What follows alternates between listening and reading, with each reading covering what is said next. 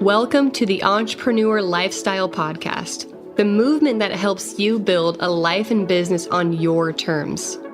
In each episode, we'll be learning from serial entrepreneur, mentor, speaker, best-selling author, husband, and father, Peter Voog. Peter is different than most in his space because he actually helps you get results, because he takes a no BS approach to entrepreneurship and business, which is actually one of the reasons why he's been labeled the leading authority for millennials by Entrepreneur Magazine. What I love about Peter is that he is always himself, regardless of where he is. And people often ask me, Kayla, what's Peter really like? And my answer is always the same. What you see is what you get.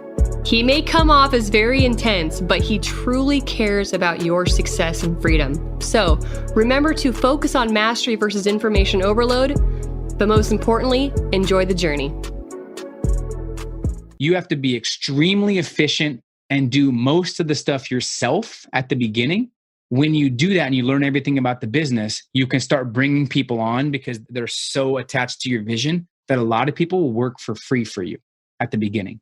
Say, hey, you're on the ground floor. You can give them a small percentage of your company. You can let them know that they need to prove themselves for a couple weeks and put them on a trial period. Number one, make every single day your masterpiece. Start tomorrow. And tomorrow starts tonight, right? Make every day your masterpiece. Figure out what things you can create to distract yourself, to get rid of interruptions, and to have design where you can't mess up if you wanted to because you're so focused. Design over willpower. 3, what are you doing to create predictable growth? One of the smartest things you've ever done is invest in this because it's creating, like every single month, you're guaranteed to be around millionaires. You're guaranteed to get on these calls and be motivated, have a roadmap, and be more focused than ever. It's just guaranteed, right? If you want a trainer, you're guaranteeing health, right? So think about ways you can systemize your growth. Number 4, the prodigy effect. Start duplicating yourself. And number 5, the elite mentality. The top 1% do 3 things every single day. They spark their body. Somehow they get active. Somehow. And there's a million studies on why. So if you're not as active as you could be, please get more active simply for your energy and your dopamine and your endorphins, right? They spark their body every day. And this could be 10 minutes of yoga. This could be stretching. Every day they spark their body. Number 2, they spark their mind every day. Okay. And this is watching something that's business related, sparking something in their mind that shapes their perspective or helps them expand their capacity, or they read a book, something every day. Number 3, they connect with someone playing the game at a higher level than them every day. So if you want the 1% roadmap, it's just doing those 3 things. You're going to start seeing a difference in your focus, in your energy, and you'll be more intentional. So let me answer these questions. So Katrina, what is the best way to hire, delegate when you're in the beginning stages of your business and financial resources are limited? You have to be extremely efficient and do most of the stuff yourself at the beginning. But at the same time, when you do that and you learn everything about the business, you can start bringing people on because they're so attached to your vision that a lot of people will work for free for you at the beginning. Say, hey, you're on the ground floor. You can give them a small percentage of your company. You can let them know that they need to prove themselves for a couple weeks and put them on a trial period. But you should be doing most of the stuff at the beginning. And if you watch this module, Katrina, it'll give you kind of the steps and what questions to ask on when to delegate and when to not.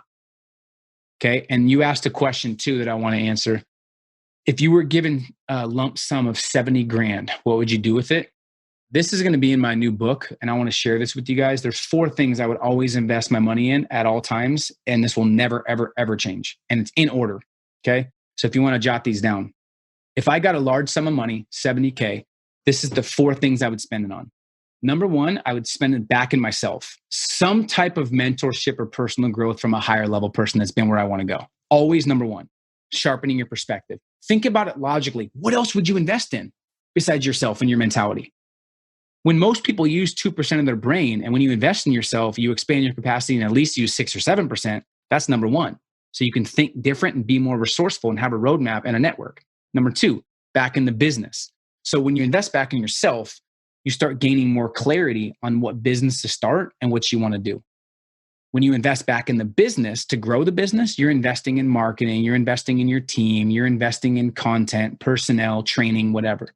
So that's the first two: back in yourself, back in your business. Whenever I have money, I'm always investing back in myself, back in my business. Number three, once you invest in those two things, your money starts going up, right? Number three is assets that make your money work for you. So I would take most of the rest of the money and invest in assets that make my money work. Land, real estate investments, multifamily, rentals, crypto, right? If you're in the stocks, certain stocks, but you got to be very, very certain and have high potential, low risk, right? So that's just studying and figuring out what assets that make your money work for you. Number four is memorable experiences. A lot of people do this too soon to make up for their lack of results. I don't think that's smart psychology wise.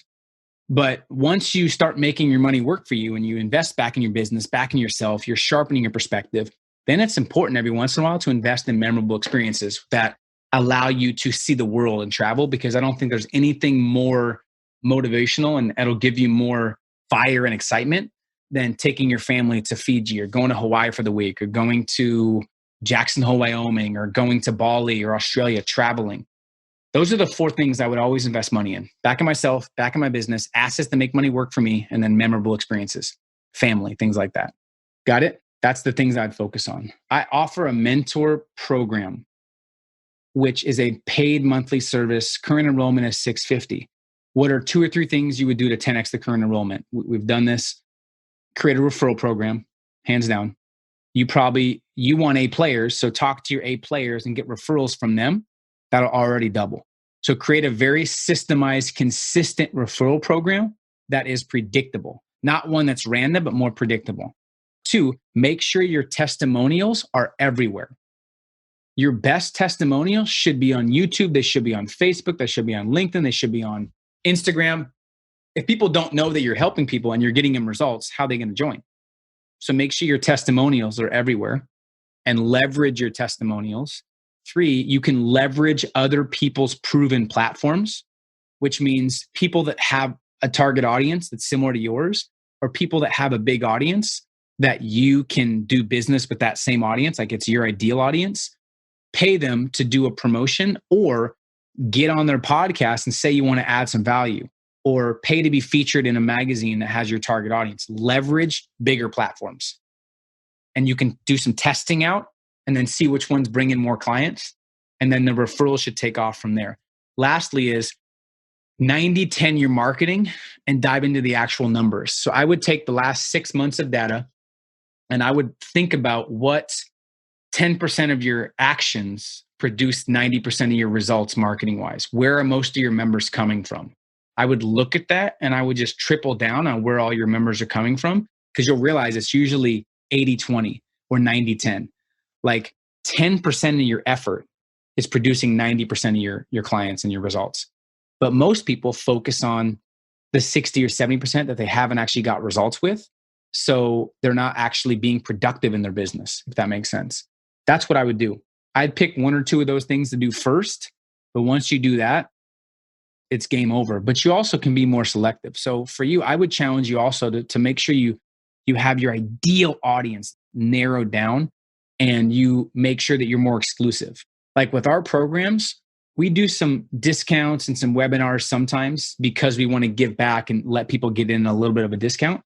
But it's extremely hard to get into our academy. It's hard, right? You have to be serious.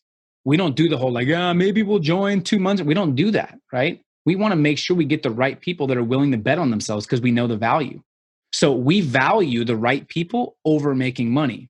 Or we could have way more members if we just put an order form online, right? So think about that. Make it more exclusive. So you have to interview people to get in, right? Versus accepting everybody. And I think you probably already do that, but that's just a reminder as well. Well, I'm afraid to teach someone everything I know because they could just leave and do it on their own. How do you replicate yourself without worrying about someone stealing all your sauce and doing what you do? I think it's just choosing the right people. And you also have to be willing to let them go and say, hey, so think about, you have to tie them into your vision and you have to always be growing and continuing to grow. So they want to continue learning from you. If you teach them everything and you stop growing, you've created a monster and they don't want to be with you because you're not growing. But if you have their best interests in mind, this is huge. If you change someone's life and you have their best interests in mind, they will be loyal to you. But you have to have a genuine interest in helping them, right? So that's a huge key. So it's a similar situation with people on my team, whether it's my executive assistant, whether it's Horace. I'm teaching him everything I know at the right timing for him to learn it. I'm not scared he's going to leave because I know his mission and I know he wants to continue helping. So you got to ask him what their mission is. And you can usually tell in the first 6 months, put him on a trial period and test out how they use your information you teach them. Test out their loyalty. But you need to figure out where that mentality came from in your past, because that will hurt your progress of creating A players and building a team. So figure out where that came from. But if you're loyal and you show loyalty and you have their best interests in mind, you figure out their hot buttons, you actually change their life, they're going to stick with you. Trust me. But it's going to challenge you to continue growing and continue to stay ahead of the game too. Does that answer your question? Good question though. Whatever level you want to be at, continue thinking and acting like that person now. If you want to get to 250,000 by the end of the year, you have to think and act and make decisions like that person now. If you want to become a millionaire, think and act like a millionaire now. Move like a millionaire now, and you'll get there quicker.